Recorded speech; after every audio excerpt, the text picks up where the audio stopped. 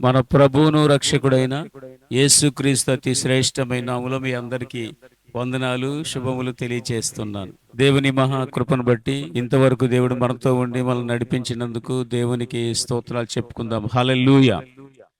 ప్రియులారా, ఈ వారం మనం ప్రత్యేకమైన సందేశాన్ని, దేవుడు అనుగ్రహించిన ఈ సందేశాన్ని మనం విందాము. దేవుని పిలుపు గురించి మనం తెలుసుకుందాం. ఎందుకంటే ఫిలిప్పీలకు రాసిన పత్రిక 3వ అధ్యాయం 14వ వాక్యంలో అపోస్తలుడైన పౌలు ఇలా మాట్లాడుతున్నాడు. క్రీస్తు యేసునందు దేవుని ఉన్నతమైన పిలుపునకు కలుగు బహుమానమును పొందవలెనని గురి యొద్దకే పరిగెత్తుచున్నాను. క్రీస్తు యేసునందు దేవుని ఉన్నతమైన పిలుపునకు బహుమానం ఉంది. ఆ బహుమానం పొందాలని నేను గురి యొద్దకే పరిగెత్తుచున్నాను అంటున్నాడు. అంత మాత్రమే కాదు, మనలో సంపూర్ణులమైన వారందరం కూడా ఈ తాత్పర్యమే కలిగి ఉందాం అని చెప్తున్నాడు. ప్రియులారా, దేవుని పిలుపు ఎంతో గొప్పది. ఈరోజు నేను పిలుపునకు కలుగు బహుమానం ఉంది, ఆ బహుమానం ఏమిటో నేను చెప్పట్లేదు, కానీ ఆ పిలుపు గురించి చెప్పాలనుకుంటున్నాను. దేవుని పిలుపు ఎంత గొప్పది, ఆ పిలుపు ఎవరికి దేవుడు ఇచ్చాడు, ఈ విషయాలు మనం తెలుసుకుందాం. ప్రియులారా, ఎవరైనా మనల్ని మనుషులు పిలిచినప్పుడు వారి ఉద్దేశాలు నెరవేర్చుకోవడానికి మనల్ని పిలుస్తారు. ఒక పొలిటీషియన్, ఒక రాజకీయ నాయకుడు పిలిచాడు అనుకోండి, ఒక రాజకీయ నాయకుడిగా ఉండడానికి పిలుస్తాడు. లేదా ఒక త్రాగుబోతు పిలిచాడు అనుకోండి, త్రాగడానికి పిలుస్తాడు. ఇలాగా మనుషులు మనల్ని పిలిచినప్పుడు మనము వారి వలె మారిపోవడానికి అవకాశం ఉంటుంది. కానీ దేవుడు మనల్ని పిలిచినప్పుడు ఆ పిలుపు అందుకోవడం అనేది చాలా విలువైనది. గొప్ప వ్యక్తులు గొప్పవారిని, తమకు అనుకూలమైన వారిని, తమతో సమానమైన వారిని పిలుచుకుంటారు. కానీ దేవుని పిలుపు చాలా వ్యత్యాసమైనది. మొట్టమొదటిగా దేవుని పిలుపు అది ఎంత గొప్పదో ఈ వచనంలోనే ఉంది. దేవుని పిలుపు ఉన్నతమైనది. ఇది ఉన్నతమైన పిలుపు. దేవుడు మహోన్నతుడు కాబట్టి, ఆకాశ మహాకాశాలు నిర్మించిన వాడు, అందరికంటే అన్నిటికంటే గొప్పవాడు కాబట్టి ఆయన పిలుపు ఉన్నతమైన పిలుపు అని మనం గ్రహించాలి. ఉన్నతమైనటువంటి పిలుపుతో దేవుడు మనల్ని పిలిచాడు. పిలువబడిన మనము గొప్పవాళ్ళమని పిలవలేదు, గాని పిలిచిన ఆయన మహోన్నతుడు కాబట్టి ఇది ఉన్నతమైన పిలుపు. మనను పిలిచిన వాడు ఉన్నతమైన వాడు. అందువలన మన పిలుపు, దేవుని పిలుపు ఉన్నతమైన పిలుపు. ఈ పిలుపునకు లోబడిన వారికి బహుమానం ఉంది అని పౌలు చెప్తున్నాడు. ఆ బహుమానం పొందాలని పరిగెత్తాలి, గురి వద్దకే పరిగెత్తాలి. నన్ను పిలిచిన వాడు మహోన్నతుడు కాబట్టి నాకు ఉన్నతమైన బహుమానమే ఇస్తాడు అని ఆ పిలుపునకు లోబడి మనం పరిగెత్తాలి. ప్రియులారా, నేను దేవుని పిలుపు మొదటిది మహోన్నతమైనదని, ఉన్నతమైనదని చెప్పాను. రెండవది, దేవుని పిలుపు అంటే అది పరలోక సంబంధమైనది, హెవెన్లీ కాలింగ్, భూ సంబంధమైనది కాదు. ఇది హెబ్రీయులకు రాసిన పత్రిక 3వ అధ్యాయం 1వ వాక్యంలో రాయబడింది. దేవుని పిలుపు అంటే అది పరలోక సంబంధమైనది అన్నమాట. భూ సంబంధమైనది కాదు, పరలోక సంబంధమైనది. భూమి ఆకాశాలను సృష్టించిన దేవుడు, పరమందుండే దేవుడు, ఆకాశ మహాకాశాలు నిర్మించిన గొప్ప దేవుడు, పరలోకమందుండే దేవుడు, ఆయన మనల్ని పిలిచాడు. ఇది పరలోక సంబంధమైన పిలుపు. పరలోక సంబంధమైన పిలుపు ఇది. దేవుని పిలుపు పరలోక సంబంధమైనది, భూ సంబంధమైనది కాదు, మట్టి సంబంధమైనది కాదు, శరీర సంబంధమైనది కాదు. ఇది పరలోక సంబంధమైనది. దేవుడు ఎంత అద్భుతమైన పిలుపుతో మనల్ని పిలిచాడో, మన పిలుపు ఎలాంటిదో ఒక్కసారి నువ్వు జ్ఞాపకం చేసుకోమని దేవుడు గుర్తు చేస్తున్నాడు. నిన్ను పిలిచిన దేవుడు పర సంబంధమైన వాడు, యహ సంబంధమైన వాడు కాదు, మనుషుల చేత చేయబడిన వాడు కాదు, మట్టితో చేయబడిన వాడు కాదు. ఆయన పర సంబంధమైన వాడు. పరలోకము శాశ్వతమైనది కదా, శాశ్వతమైన దేవుడు. నిన్ను నన్ను పిలిచాడనమాట. ఎంత గొప్ప పిలుపో చూసారా? ఇక నేను మూడవది చెప్తున్నాను. దేవుని పిలుపు ఎలాంటిది అని అంటే 2 తిమోతి 1:9-10 వచనాల్లో రాయబడింది. అది పరిశుద్ధమైన పిలుపు. చూసారా? దేవుడు పరిశుద్ధుడు కాబట్టి ఆయన పిలిచేది పరిశుద్ధమైన పిలుపుతో పిలుస్తాడు. మనను పరిశుద్ధమైన పిలుపుతో పిలిచాడు దేవుడు. పరిశుద్ధమైన పిలుపు ఇది. ప్రియులారా, ఈ భూమి మీద ఉండే సంఘం, క్రైస్తవ సంఘం, దేవుని బిడలు అనబడిన వారందరూ కూడా పిలువబడిన వారు, వారు పరిశుద్ధమైన పిలుపుతో పిలువబడిన వారు. దేవుడు పరిశుద్ధుడు గనుక ఆయన పిలుపు పవిత్రమైనది. పవిత్రమైన పిలుపుతో దేవుడు మనల్ని పిలిచాడు. చూసారా?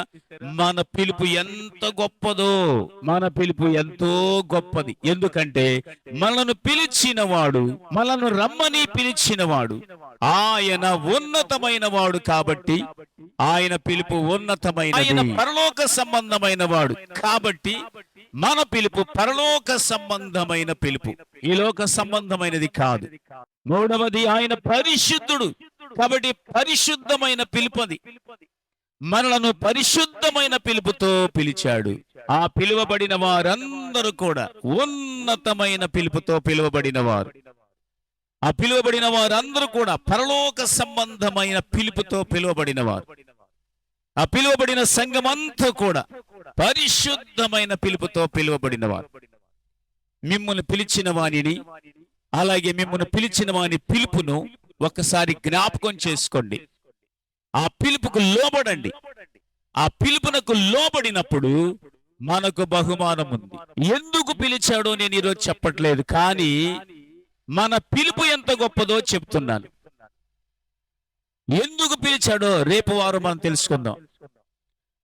అయితే ఈరోజు పిలువబడిన నీ పిలుపు, దేవుని పిలుపు ఎంత గొప్పదో గ్రహించమని ప్రభువు నామమును బట్టి హెచ్చరిక చేస్తున్నాను. ఎందుకంటే పిలిచిన వానిని గాని, ఆ పిలిచిన పిలుపును గాని నువ్వు జ్ఞాపకం చేసుకుంటే అది ఆయన ఎంత గొప్పవాడో, ఆ పిలుపు ఎంత గొప్పదో నువ్వు జ్ఞాపకం చేసుకుంటే ఆ పిలుపును నువ్వు నిర్లక్ష్యం చేయవు. ఆ పిలుపును నీవు నిర్లక్ష్యంతో పక్కన పడేవు. ఎప్పుడైతే నిన్ను పిలిచిన వారిని మరిచిపోతావో, ఆ పిలిచిన వాడు ఎంత మహోన్నతుడో నువ్వు మరిచిపోతావో, ఆ పిలిచిన వాని యొక్క గొప్పతనాన్ని నువ్వు ఎప్పుడైతే మరిచిపోతావో నీ పిలుపును కూడా నిర్లక్ష్యం చేసేస్తావు. నిర్లక్ష్యం చేయడం చాలా ప్రమాదకరమైంది. చూడండి, ఒక ప్రధానమంత్రికి ఒక చిన్న పిల్లోడికి ఒకరోజు ఏనుగు మీద ఊరేగించడానికి ఆయన దగ్గర నుంచి ఆ పిల్లోడికి లెటర్ వచ్చింది, ప్రధానమంత్రి దగ్గర నుంచి. ఎందుకంటే అతను ఒక సాహస కార్యం చేశాడని. దాన్ని బట్టి తల్లిదండ్రులు ఎంత ఆనందించారో. ఎందుకంటే మా అబ్బాయిని ప్రధానమంత్రి పిలిచాడు, ఎంత గొప్ప వ్యక్తి మమ్మల్ని పిలిచాడో అని చెప్పేసి అక్కడికి మీడియా వాళ్ళు వెళ్ళడం, చుట్టుపక్కల ప్రజలందరూ రావడం, ఆ ఇంటికి ఎంత గొప్పతనం వచ్చిందో, ఆ పిల్లవాడు ఇంకా ఎంత సంతోషపడిపోతున్నాడు. ఎందుకంటే గొప్ప వ్యక్తి దగ్గర నుంచి మాకు ఆహ్వానం వచ్చింది. ప్రియులారా, ఒక దేశ ప్రధాని పిలిస్తే అంత గొప్పగా ఆనందిస్తున్నామే, మరి మనల్ని పిలిచిన వాడు సర్వశక్తి గల దేవుడు, ఆయన మహోన్నతమైన దేవుడు, ఆయన పరసంబంధమైన దేవుడు. అంటే ఇహ సంబంధమైన వాడు కాదు, మనుషుల చేత చేయబడిన వాడు కాదు. ఆయన సర్వజ్ఞాని, అలాగే ఆయన పరిశుద్ధుడు. ఆయన పిలిచినప్పుడు మరి మనం ఎంత సంతోషపడాలి, మనం ఎంతగా గొప్పగా ఆ గొప్ప పిలుపుని బట్టి ఆనందించాలి. ఎప్పుడైతే పిలుపుని బట్టి ఆనందించకుండా ఉన్నామో దాని అర్థం ఏంటంటే పిలిచిన వారిని నువ్వు మరిచిపోయావు, పిలిచిన ఆ గొప్ప దేవుని యొక్క గొప్పతనాన్ని మరిచిపోయావు. అందుకే నువ్వు ఆ పిలుపుని బట్టి ఆనందం లేదు నీకు. అందుకే ఒకసారి అంచె దినాల్లో దేవుడు నిన్ను నన్ను పిలిచాడని గుర్తు చేసుకో. మహోన్నతమైన వాడు పిలిచాడని గుర్తు చేసుకో. పరిశుద్ధుడైన వాడు పిలిచాడని గుర్తు చేసుకో. పర సంబంధమైన దేవుడు నిన్ను పిలిచాడని గుర్తు చేసుకో. అసలు పిలిచేవాడు ఆయనని గుర్తు చేసుకో. ఆయన మాట్లాడేవాడు కాబట్టి పిలిచేవాడు. ఆయన మాట్లాడే దేవుడు కాబట్టి నిన్ను నన్ను పిలిచాడు. అది గుర్తు చేసుకో. మన దేవుడు మాట్లాడే దేవుడు. సీనాయి పర్వతం మీదకు దేవుడు అగ్నితో దిగివచ్చి తన స్వరాన్ని వినిపించాడు ఇశ్రాయేలు ప్రజలందరికీ. ఎందుకంటే ఆయన మాట్లాడే దేవుడు అని నిరూపించుకోవడానికి. కాబట్టి పిలిచే దేవుడు మనకున్నాడు. ఎంత గొప్ప ఆనందం అండి ఇది. కాబట్టి గొప్ప పిలుపు మనది. ప్రియులారా, ఇంత గొప్ప దేవుడు నిన్ను నన్ను పిలిచినందుకు నీ హృదయములో ఆనందం అనేది అధికమవుతూ ఉండాలి. అయితే నిర్లక్ష్యం అనేది సాతానుడు మనలో ప్రవేశపెడతాడు. ఆ పిలుపును నిర్లక్ష్యం చేస్తే, ఆ పిలుపును మనం అంతగా కేర్ తీసుకోకపోతే, ఆ పిలుపు విషయంలో మనం జాగ్రత్తగా పడి ఉండకపోతే చాలా లాస్ అయిపోతాం. ఆ బైబిల్ గ్రంథంలో యేసయ్య అద్భుత రీతిలో ఒక ఉపమానం చెప్పారు. మన సందేశానికి దానికి సంబంధం లేదు, కానీ అయినప్పటికీ వారు పిలుపు ఎలా నిర్లక్ష్యం చేశారో చెప్తాను. మత్తయి సువార్త 22వ అధ్యాయము, అలాగే లూకా సువార్త 14వ అధ్యాయం. మత్తయి సువార్త 22వ అధ్యాయం మొదటి నుంచి, అలాగే లూకా సువార్త 14వ అధ్యాయం 17 నుంచి మనం చదివితే, ఒక మహారాజు తన కుమారునికి పెండ్లి విందు చేశాడు. అందరిని పిలిచాడు. పిలువబడిన వారందరూ కూడా మరి రాజుగారు తగినట్టుగానే హోదాలో ఉండేవారని విలువైన వారిని పిలుచుకున్నాడు. కొవ్విన ఎద్దులు సిద్ధం చేశాడు విందు భోజనానికి. గొర్రెల్ని మేకల్ని బాగా సిద్ధం చేశాడు. వంట సిద్ధం చేశాడు. వంట అయిపోయిన తరువాత తన దాసులు పిలిపించి పంపించాడు. పిలువబడిన వారందరికీ చెప్పండి, విందు సిద్ధమైపోయింది, రండి అని చెప్పండి అని కబురు పంపిస్తే, ఒకడేమో ఏమంటున్నాడంటే, నేను ఒక పొలాన్ని కొన్నాను, ఆ పొలాన్ని చూడడానికి వెళ్ళాలి, దయచేసి నన్ను క్షమించండి, నేను రాలేకపోతున్నాను అంటున్నాడు. అసలు పిలువబడిన ఆ వ్యక్తి పిలిచినది ఎవరో అది మరిచిపోయాడు. నన్ను ఒక మహారాజు పిలిచాడు, నేను ఆయన దగ్గరికి వెళ్ళాలి అనేటువంటి ఆయనకి గౌరవం గాని, ఆయన గొప్పవాడు అనే సంగతి గాని అస్సలు అతను లెక్క చేయట్లేదు. అదే నిర్లక్ష్యం అంటే. ఇక రెండో వ్యక్తి అంటున్నాడు, నేను 5 జతల ఎడ్లు కొన్నాను, వాటిని పరీక్షించడానికి వెళ్తున్నాను అంటున్నాడు. చూసారా, తన వ్యాపారం అతనికి ముఖ్యమైపోయింది. రాజుగారి యొక్క ఆహ్వానం కాదు అతనికి. నేను అక్కడికి వెళ్ళాలి, రాజుగారు నన్ను పిలిచాడు అనేటువంటి ఆ విధేయత, ఆ గౌరవం అతనికి లేదు. రాజు అయితే నాకెందుకు, నా వ్యాపారం నేను వెళ్ళిపోవాలి, వ్యాపారానికి వెళ్ళిపోవాలి అనుకుంటున్నాడు. చూసారా ఎంత నిర్లక్ష్యం ఇది. అదే మూడో వ్యక్తి అంటున్నాడు, నేను ఒక స్త్రీని పెళ్లి చేసుకున్నాను, నేను రాలేను అని చెప్పేశాడు. అంటే కుటుంబం భారం, కుటుంబం మీద అతనికి ఉండే బాధ్యత ఈ రాజుగారి యొక్క మాటను కూడా ధిక్కరించినట్టుగా చేసింది. ప్రభు ఈ యొక్క ఉపమానాన్ని ఒక సందర్భంలో చెప్పారు. అయితే అది ఇప్పుడు చెప్పట్లేదు, కానీ వారు పిలువబడిన వారు ఎంత నిర్లక్ష్యంగా ఉన్నారో చెప్తున్నాను.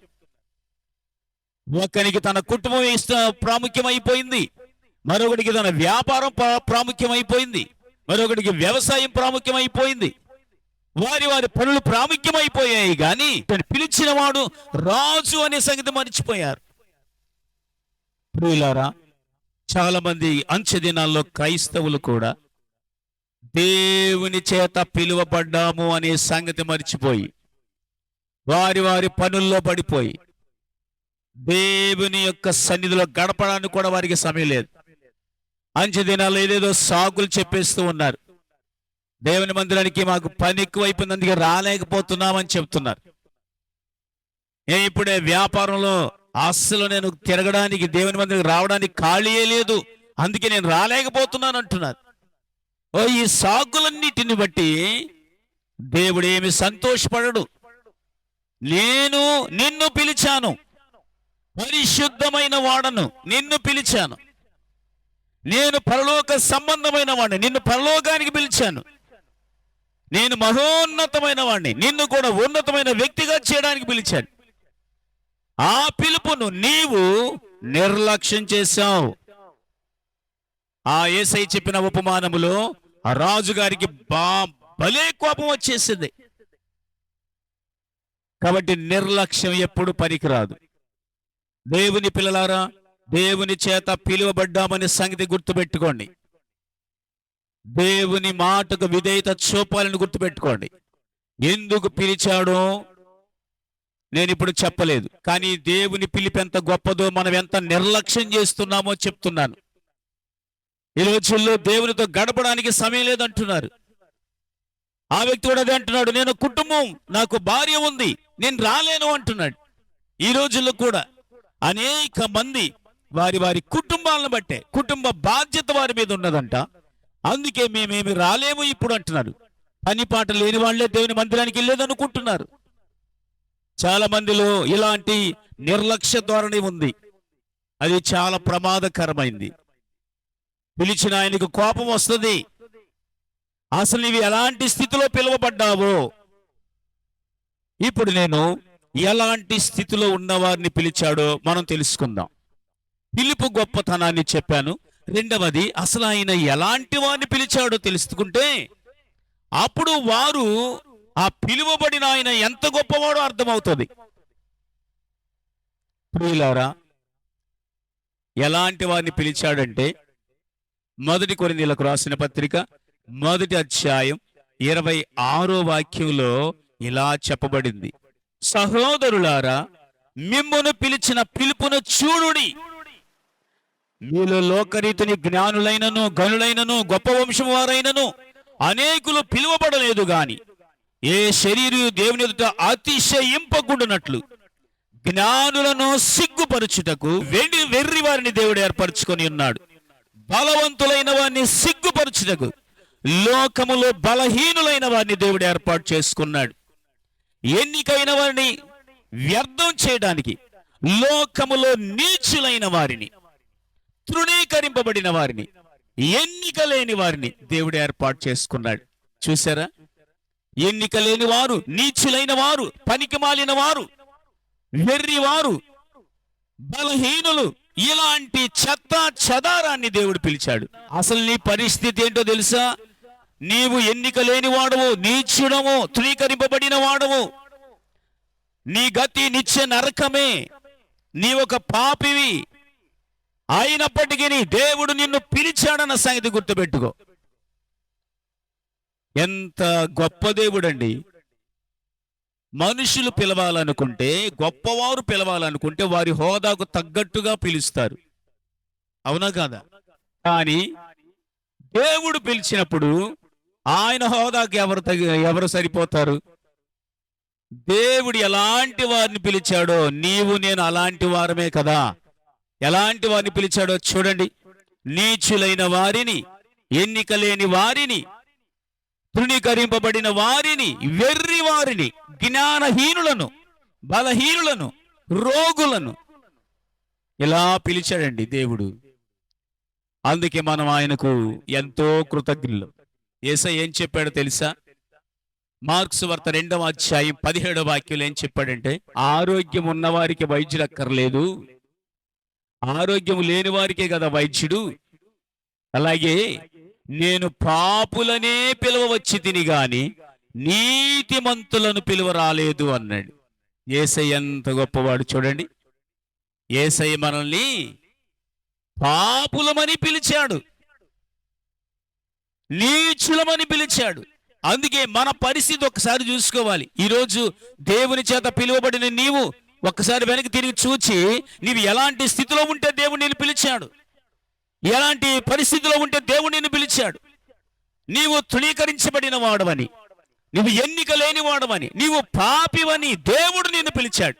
అందుకే మనం ఆయన చూచినప్పుడు మన పిలుపును ఒక్కసారి జ్ఞాపకం చేసుకుని, పిలిచిన ఆయన్ను చూచి పిలువబడిన నీ కండిషన్ ఎలాంటిదో చూస్తే నీవు ఆయనకి ఎంతో కృతజ్ఞత కలిగి ఎంతో భయపడుతుంటావు. మొదట బాగానే ఉంటాం, అమ్మో నాలాంటి పనికిమాలిన వాడిని యేసయ్య పిలిచాడు అని.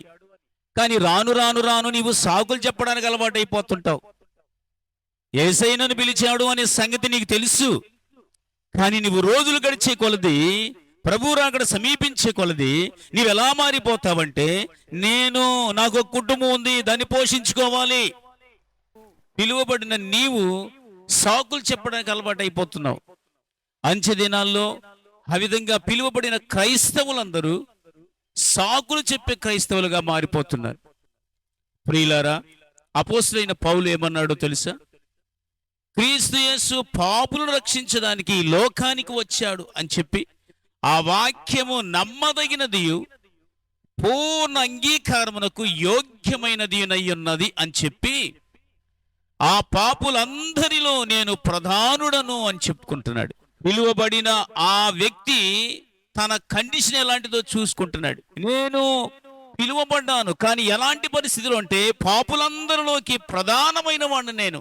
ప్రియులారా, మనందరి పరిస్థితి కూడా అంతే. అందుకే 1 పేతురు 2వ అధ్యాయం 9వ వాక్యం ఏం చెబుతుంది? చీకటిలో నుండి పిలువబడ్డావు నీవు. ఒకప్పుడు చీకటిలో ఉన్నావు, పాపమనే చీకటిలో నీవు ఉన్నావు. చీకటిలో ఉన్నావు కదా అని వదిలేసిపోలేదు ఆ దేవుడు. చీకటిలో ఉన్న నిన్ను ఆశ్చర్యమైన వెలుగులోనికి పిలిచాడు. కాబట్టి నా ప్రియమైన దేవుని పిల్లలారా, పిలువబడిన నీవు ఆ పిలుపునకు లోబడి నీవు నడుచుకోవాలి. అప్పుడు నీకు బహుమానం ఉంది. దేవుని ఉన్నతమైన పిలుపునకు, దేవుని పరిశుద్ధమైన పిలుపునకు, దేవుని పరలోక సంబంధమైన పిలుపునకు నీవు లోబడ్డావంటే, లోబడి నడుచుకున్నట్లయితే, ఆ ప్రభు వచ్చినప్పుడు నీకు బహుమానం తీసుకుని వస్తాడు. అందుకే ఈరోజు ఒకసారి దేవుడు గుర్తు చేస్తున్నాడు, నువ్వెలాంటి కండిషన్లో ఉంటే పిలువబడ్డావు, నీ పరిస్థితి ఏంటి నేను పిలిచినప్పుడు. దేవుని పిల్లలారా, దేవుడు మనలను ఎంత ఉన్నతమైన పిలుపుతో పిలిచాడు. అందుకే మనమందరం మన పిలుపును జ్ఞాపకం చేసుకుందాం. పిలువబడినప్పుడు నువ్వు ఏ కండిషన్లో ఉన్నావో జ్ఞాపకం చేసుకుందాం. అలాగే ఆ పిలిచిన గొప్ప దేవునికి నీవు మనస్ఫూర్తిగా లోబడాలి. రోజులు గడిచే కొలది, ఇందాకడ మత్తయి సువార్త 22వ అధ్యాయంలో ప్రభు చెప్పిన ఉపమానం, లోక సువార్త 14వ అధ్యాయంలో కూడా అదే ఉపమానం. అందులో పిలువబడిన వారు ఎలా సాకులు చెప్పి తప్పించుకున్నారు, నీవు కూడా అలా సాకులు చెప్పే పరిస్థితి నీకుంటుందేమో, జాగ్రత్త. అంచె దినాల్లో మనమందరము దేవుని పిలుపుని జ్ఞాపకం చేసుకుని ఆ పిలుపునకు తగినట్లుగా నడుచుకుందాం. అప్పుడు దేవుడు నీకు బహుమానం ఇస్తాడు. ఆ బహుమానం నువ్వు తీసుకున్న రోజు నువ్వు ఎంతో ఆనందిస్తుంటావు. ఆ పిలుపు అనేది ఎంత అద్భుతమైనదో. దేవుడు మనందరిని పిలిచినందుకు ఆయనకే మహిమ కలుగునుగాక. ఆ పిలుపునకు మనందరం లోబడినట్లు పరిశుద్ధాత్మ దేవుడు నీకు సహాయం చేయునుగాక.